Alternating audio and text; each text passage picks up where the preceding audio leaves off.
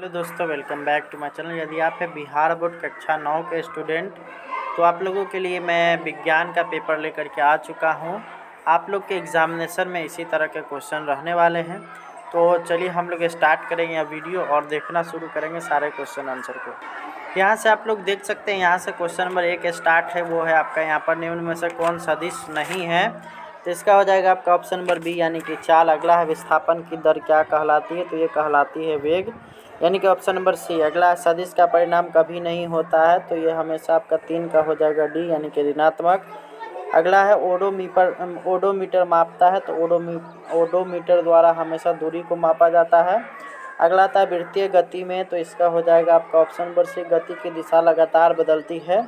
अगला आता है चाल समय ग्राफ के नीचे का क्षेत्रफल मानक में निरूपित किया जाता है, तो इसका हो जाएगा 6 का हो जाएगा आपका ऑप्शन नंबर ए यानी कि मीटर में। अगला आता है अचर चाल से गतिशील वस्तु का दूरी समय ग्राफ क्या होगा, तो ये 7 का हो जाएगा आपका ऑप्शन नंबर ए यानी कि सरल रेखा। ओमेगा संकेत होता है, तो ओमेगा हमेशा संकेत होता है वो कोणीय वेग का। अगला हम लोग देखेंगे, तो यदि किसी वस्तु का विस्थापन 0 हो तो उस वस्तु द्वारा तय की गई दूरी क्या हो जाएगी, तो यहाँ पे आपका 9 का हो जाएगा आपका ऑप्शन नंबर डी, 0 अथवा 0 नहीं भी हो सकता है। अगला हम लोग देखेंगे, तो एक लड़का अपने घर से 4 किलोमीटर प्रति घंटा औसत चाल से दौड़ते हुए 1/4 घंटे में स्कूल पहुँचता है, तो उसके घर से स्कूल की दूरी क्या हो जाएगी, तो इसका हो जाएगा आपका ऑप्शन नंबर सी यानी कि 1 किलोमीटर।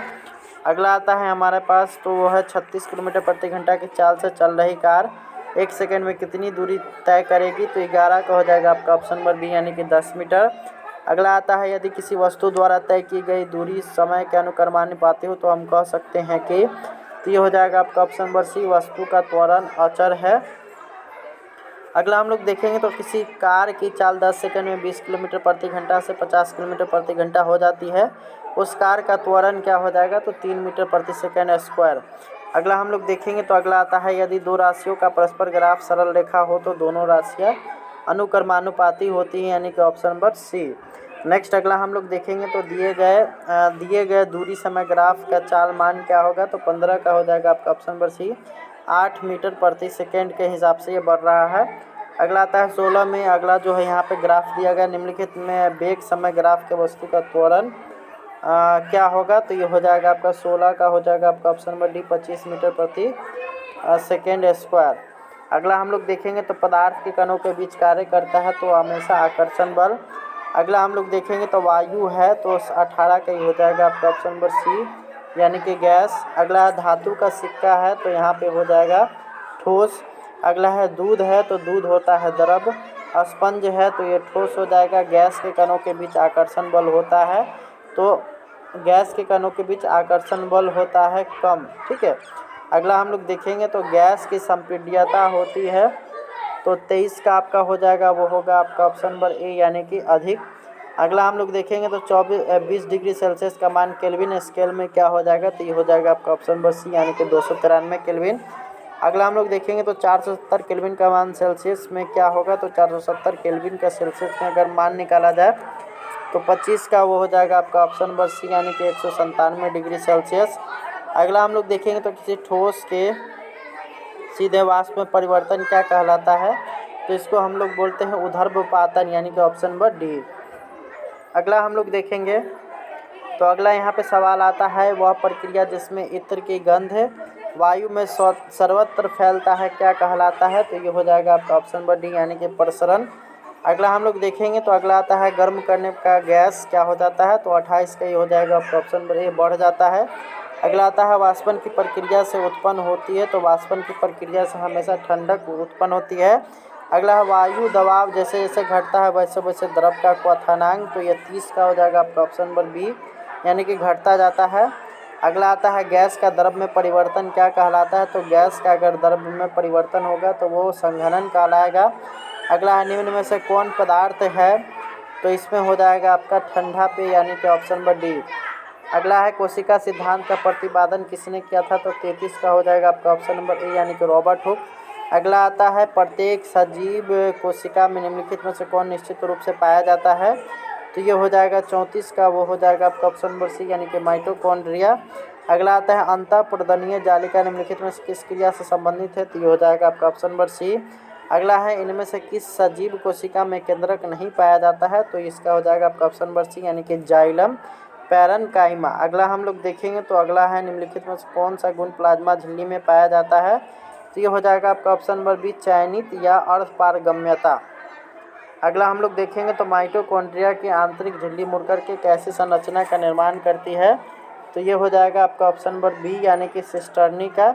अगला है इनमें से कौन आत्महत्या की थैली कहा जाता है, तो ये कहा जाता है आपको लाइसोसोम को यानी कि ऑप्शन नंबर ए। अगला इनमें से किस में डीएनए पाया जाता है, तो ये हो जाएगा आपका 40 का, वो हो जाएगा आपका ऑप्शन नंबर डी यानी कि इनमें से सभी में। अगला है ऊतक ऐसी कोशिकाओं की समूह है जिसमें पाई जाती है, तो ये हो जाएगा आपका 41 का, हो जाएगा आपका ऑप्शन नंबर डी यानी कि समान उत्पत्ति रचना एवं क्रिया। अगला हम लोग देखेंगे तो पौधों के अक्ष की लंबाई में वृद्धि के कारण होती है, तो ये हो जाएगा 42 का, हो जाएगा आपका ऑप्शन नंबर सी यानी कि शीर्षस्थ विभज्योतक।